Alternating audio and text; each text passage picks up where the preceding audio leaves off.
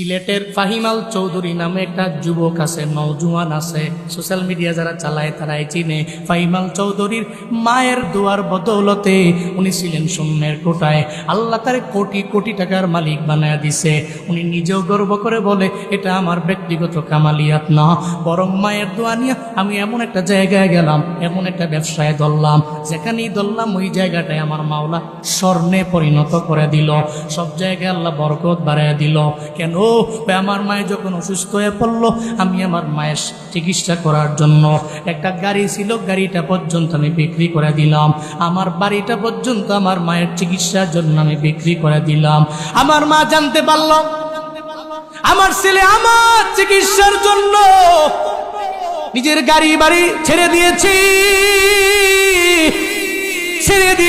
আমার জন্য, আমার চিকিৎসার জন্য, আমার সুস্থতার জন্য।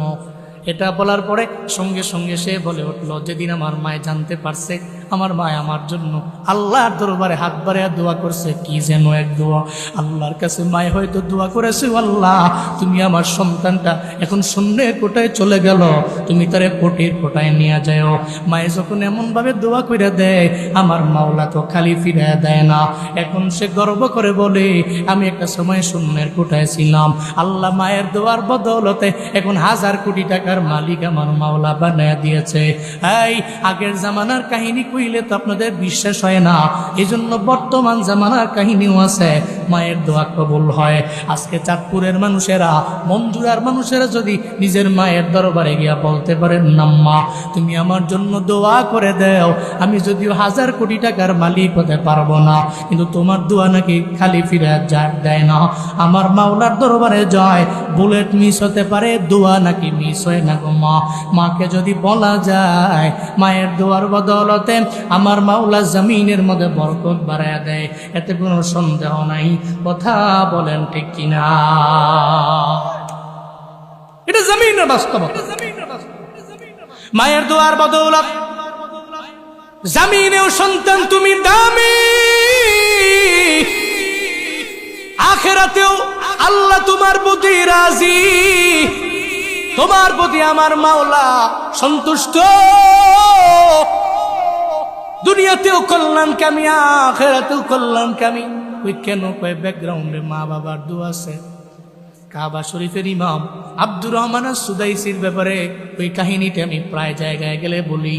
আব্দুর রহমান সুদাইসি কাবার বড় ইমাম, মক্কা মদিনার বড় ইমাম, দামি ইমাম।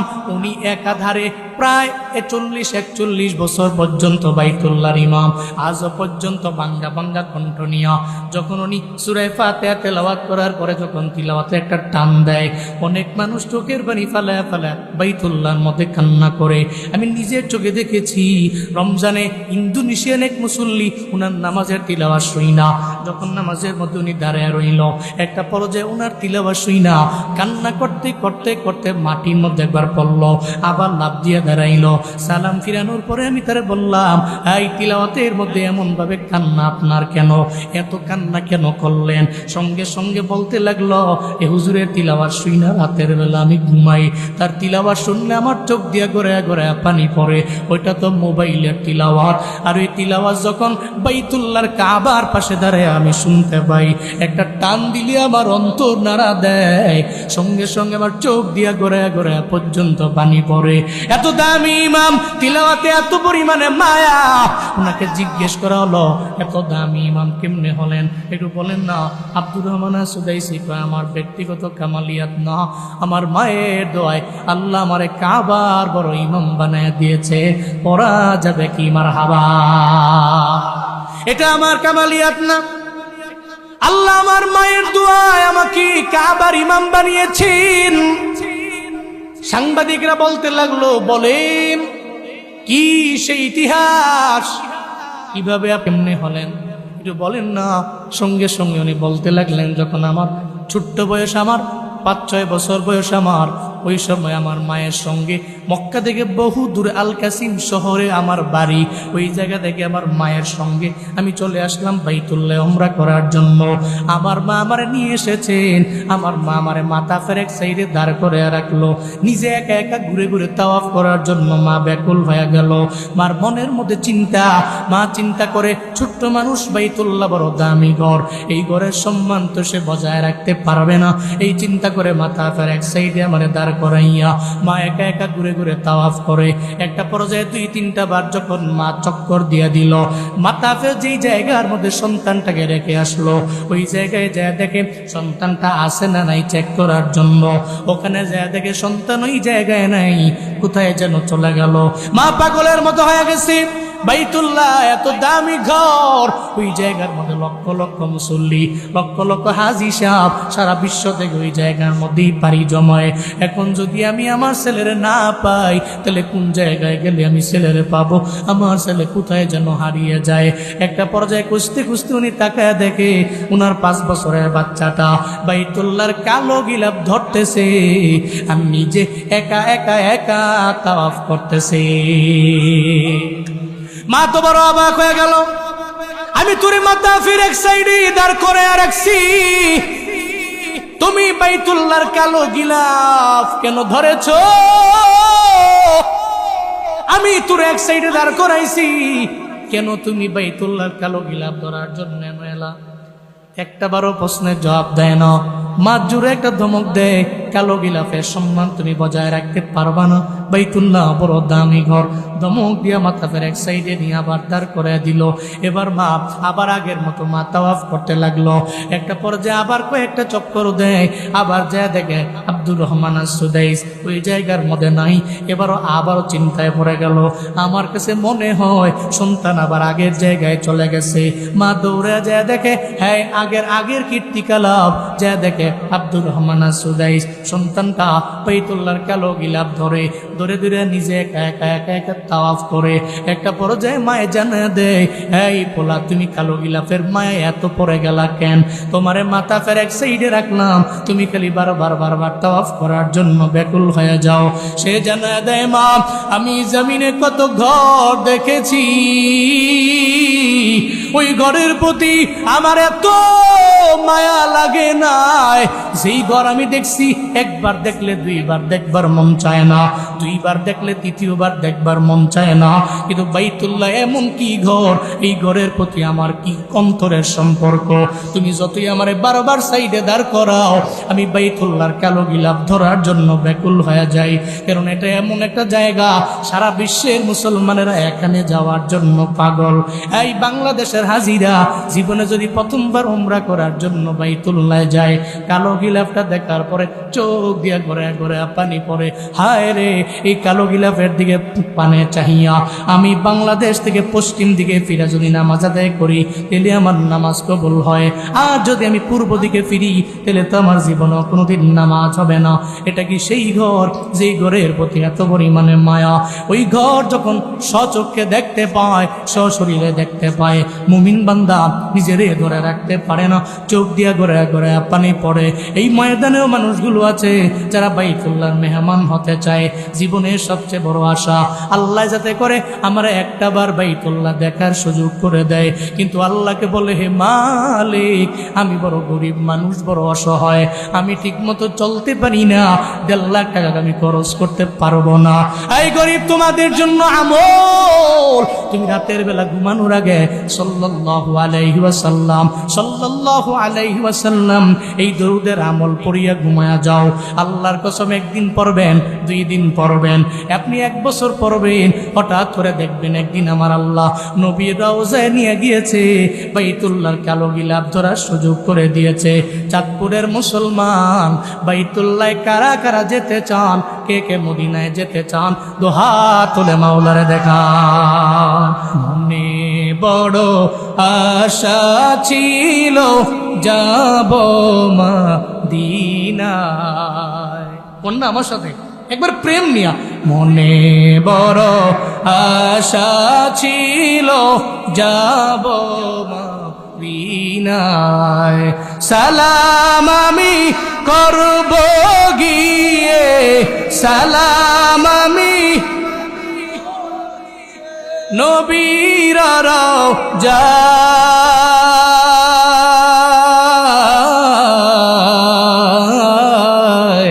মনে বড় আশা ছিল, মনে বড় আশা ছিল, আরব সাগর পাড়ি দিব, নাইকো আমার তরি পাখি নাই তো উড়ে যাব ডানাতে ভোর করি। আরব সাগর পাড়ি দিব, নাইকো আমার তরি পাখি নাই তো উড়ে যাব জানাতে ভোর করি। আমার আশায় আছে সম্বল নাই, আশায় আছে সম্বল নাই, কন্যা আশায় আছে সম্বল নাই, করি কি উপায়।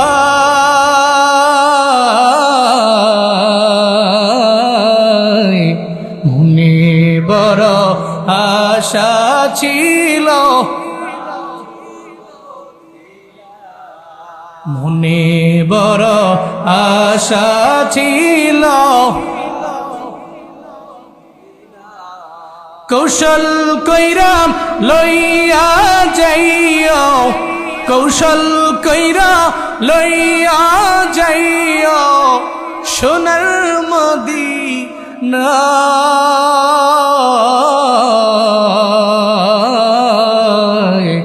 মনে বড় যাব মদিনায়, মনে বড় আশা ছিল। ওখানে যাইতে টাকা লাগে না লাগে প্রেম লাগে, ইশক। জমিনের বড় টাকাওয়ালা দেখছি আমি, নিজের চোখে দেখেছি।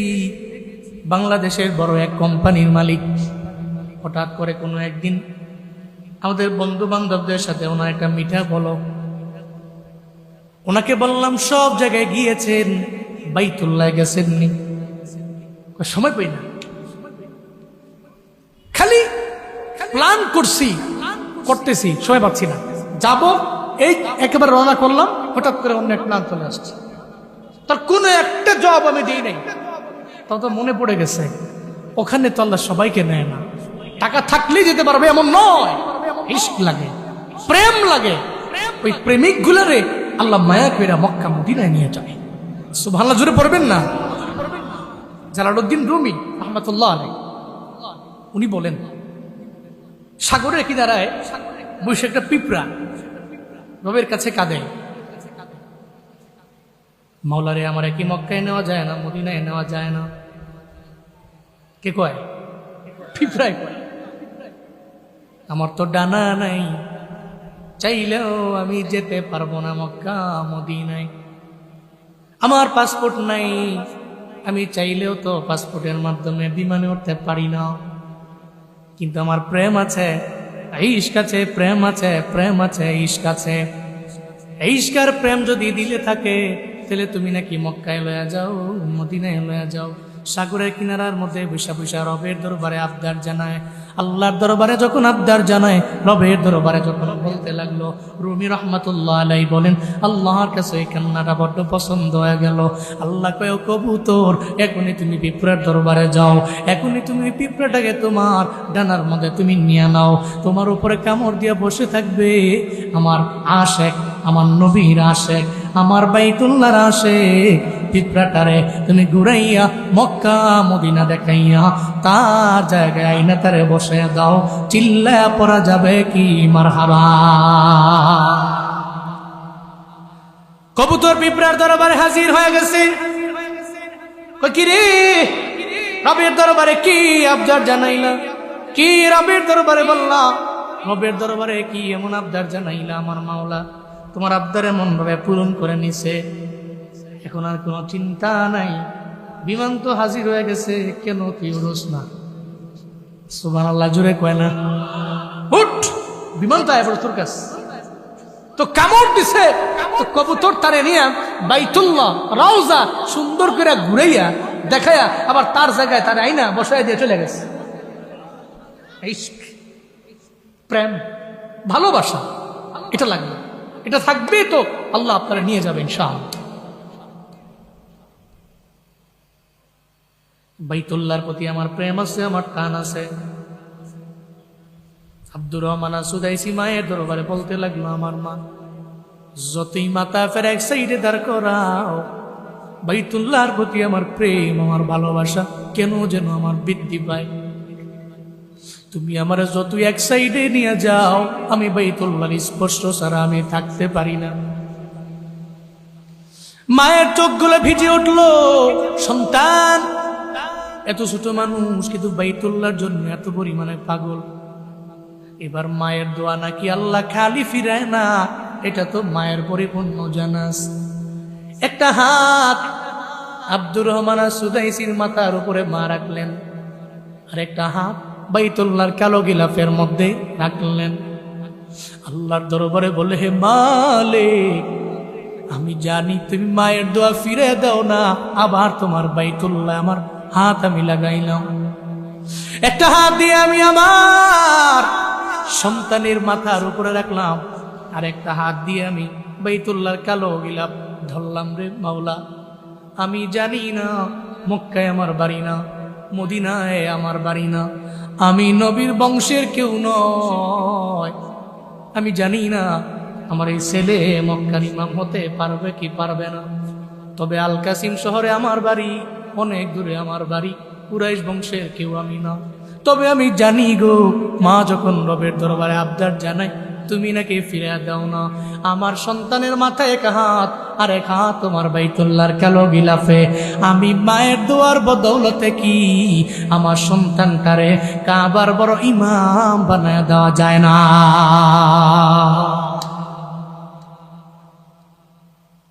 আমি মা তোমার দরবারে আবদার জানাইছি, আমি জানি জমিনের সব কিছু তুমি ফিরে দিল, এই দোয়া তুমি ফিরে দাও না। আমি তোমার দরবারে আবদার জানাইলাম, আমি জানি আমার দোয়ার বদৌলতে তুমি আমার সন্তানটারে কাবার ইমাম বানিয়ে দিতে পারো। চাঁদপুরের মুসলমান, যেই মায়ের দোয়ার বদৌলতে উনি কাবার ইমাম, যেই মায়ের দোয়ার বদৌলতে এত বড় ধনী, যেই মায়ের দোয়ার বদৌলতে এত বড় সম্পদওয়ালা, যেই মায়ের দোয়ার বদৌলতে এত বড় টাকাওয়ালা, যেই মায়ের দোয়ার বদৌলতে জমিনের মধ্যে বড় সফল বান্দা, বলো না ওই আল্লাহ আছে না? না, আল্লাহ যদি ওনাদের বেলায় পারে, আমার আপনার বেলায় কি আল্লাহ পারে না? পারে, পারে। যদি আল্লাহ পারে তো আজকে থেকে নিয়ত করেন, আপনার আব্বা আম্মা জীবিত থাকলে জীবনে বেয়াদবি করবো না, দোয়া নিয়ে চলবো, বদদোয়া নয়। পারবো তো ইনশাআল্লাহ। আর যাদের নাই, এদের নসিব, এত নসিব চলে গেছে, বিদায় নিয়ে চলে গেছে। এখন সারা জীবন লাগায়া কপাল থাপ পাইলেও তো আপনি মার মতো দৌলত পাবেন না, আব্বার মতো এমন দৌলত, এমন বৃক্ষ জীবনও পাবেন না। তুই নৌজওয়ানরা বুঝে না, তাদের আছে বুঝে না, হারায় গেলে আরে টের পায়। হোয়াটসঅ্যাপে মাঝে মাঝে নৌজওয়ান পোলারা নখ দিয়া কয়, হুজুর জীবনে বাবা কি এতদিন বুঝি, এতদিন আমি বাবার কদর আমি বুঝি নাই। আমার বাবা আমার পুরো সংসার কি সুন্দর করে করে আমার বাবা আমার চালাইতো, একটা বারের জন্য আমার কোনো কিছু দেখা লাগে নাই। আমার কোনো প্রেশার ছিল না মাথায়, কোনো টেনশন ছিল না আমার মাথায়, কিন্তু আমার বাবাই বিদায় নিয়ে চলে গেছে, ওনার জমিনের সবচেয়ে বড় বোঝা মাথায় নিয়ে চলে আইছে। এখন আমি হারে হারে টের পাই, আমার বাবাই কেন ঈদের ময়দানে একটা সেরা টুপি লইয়া কেন যায়, এই প্রশ্নের জবাব আমি জীবনে কোনোদিন পাই নাই।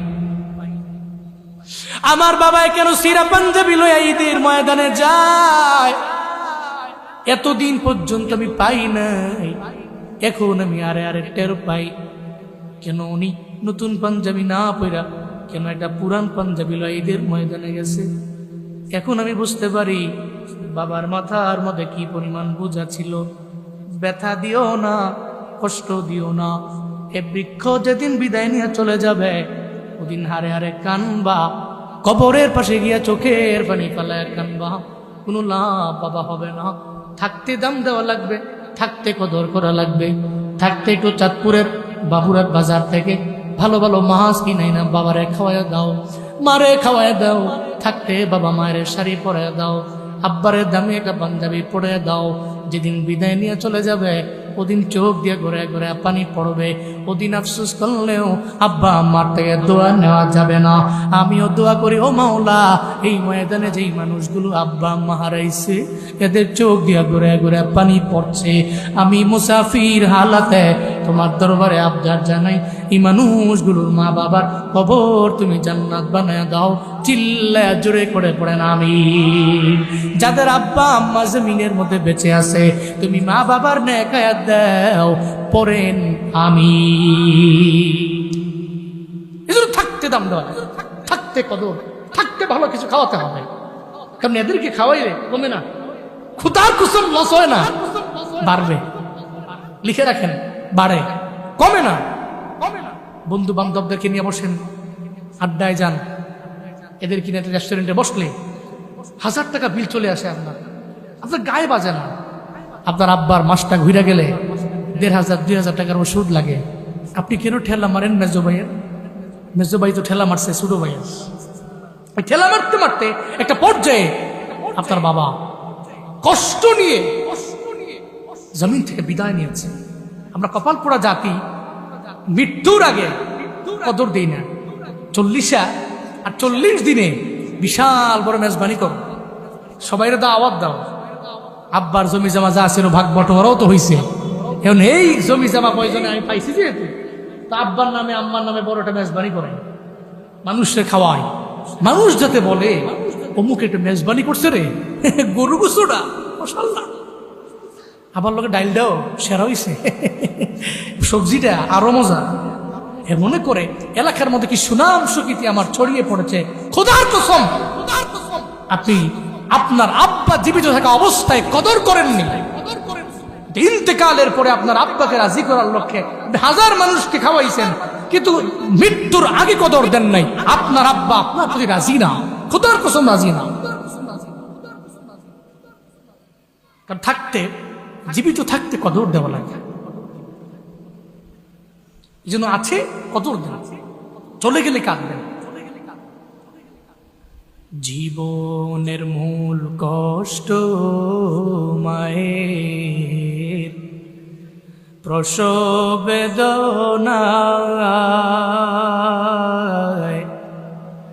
সাত আসমান সাত জমিন তখন মায়েরই মাথায়। জীবনের মূল কষ্ট মায়ের প্রসব বেদনায়,